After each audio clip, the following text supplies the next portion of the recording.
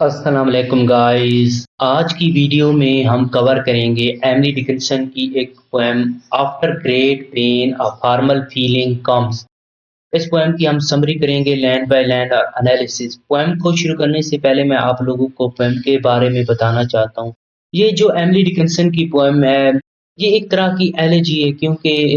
اس میں ہم دیکھ سکتے ہیں کہ ایملی ڈکنسن نے ڈیتھ پر بہت زیادہ بات کیا، یعنی کہ ایملی ڈکنسن کی کافی ساری پویم ہیں جو ایک لڑکی کی ڈیتھ کے اوپر یعنی کہ لکھی گئی تھی۔ لورا نام تھا، کہا جاتا ہے ایک لڑکی تھی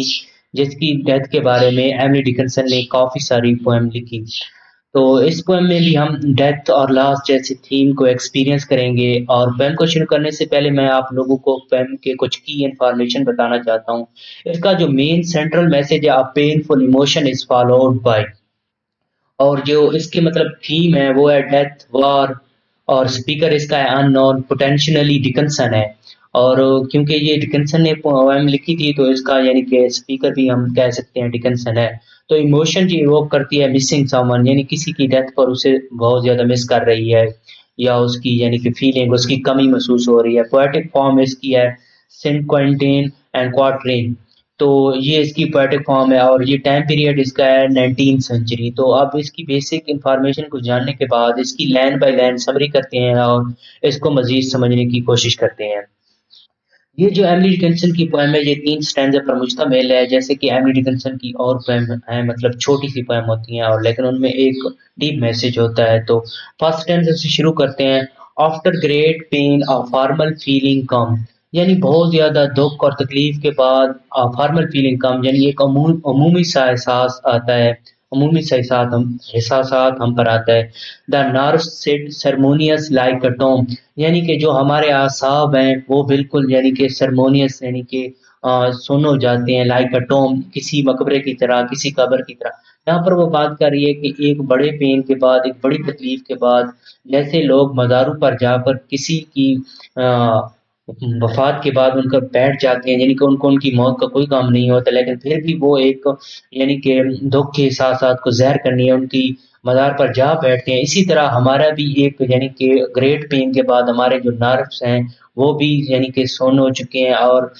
بیٹھ گئے ہیں، لائک اے ٹوم، یعنی کسی مقبرے کی طرح۔ یہاں پر اس نے نروس یعنی کہ پرسونیفیکیشن ایک ٹیکنیک، ریلیٹڈ ٹیکنیک ہے، وہ استعمال کیا جس میں نان لیونگ تھنگس کو ہیومن کریکٹرسٹک دی جاتی ہیں۔ یہاں پر نارس کو اس نے اس طرح کی کریکٹرسٹک دی ہیں، اور ٹوم ایز اے سیملی یہاں پر استعمال ہوا ہے۔ تو سیملی ایسا ہوتا ہے جس میں ہم لائک ایز کا یوز کرتے ہیں اور کس چیز کو کمپیئر کرتے ہیں۔ تو میٹافور ہوتا ہے جس کے ساتھ ٹریک کمپیرین ہوتا ہے۔ پھر وہ نیکسٹ جو لائن ہے اس میں کہہ دیا ہے the stiff hard question was it he that bore، یہاں پر جو stiff ہے اس کا مطلب ہے سخت، اکڑا ہوا دل۔ پھر وہ کہتی ہے کہ اس کا اکڑا ہوا دل اس سے یعنی سخت دل اس سے یعنی کہ یہ سوال کہتا ہے، پوچھتا ہے کہ کیا وہ یہی تھا۔ یہاں پر جو ہی کا ورڈ ہے اس کا ایچ بڑا ہے، تو اس کا مطلب ہے یہاں پر لارڈ آف جیسس کرسٹ، یعنی جیسس کرسٹ کی بات ہو رہی ہے۔ کیا وہ یہی تھا کہ جو یہ درد و تکلیف برداشت کر گیا؟ بور کا مطلب ہے برداشت کرنا، یہاں پر یعنی کہ عیسیٰ علیہ السلام کی بات ہو رہی ہے۔ تو and yesterday and centuries before, یعنی کل سے لے کر کل یا اس سے یعنی سینچریز بیفور، اس سے پہلے یعنی کافی صدیوں تک، یعنی کہ وہ تھا جو اس درد کو برداشت کر گیا۔ تو اس میں اس چیز کی بات ہو رہی ہے۔ اب جو اس کا نیکسٹ اسٹینڈ ہے اس میں یہ بات کرتی ہے کہ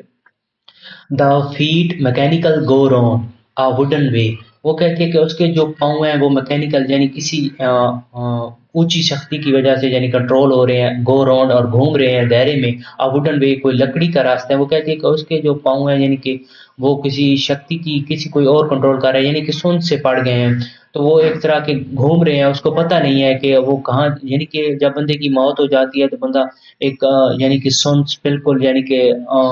بے حرکت ہو جاتا ہے، یعنی کہ کوئی اور ہم کو کنٹرول کرتا ہے، ہمارے پاؤں، ہمارا باڈی کو اگر کوئی حرکت دیتا ہے تو کوئی اور دیتا ہے۔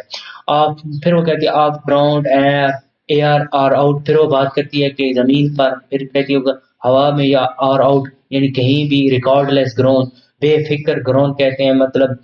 بالغ ہونا، یعنی کہ کسی بڑے آدمی کی طرح، یعنی کہ بے فکر ہو، یعنی کہ کوئی یعنی کہ ان میں مطلب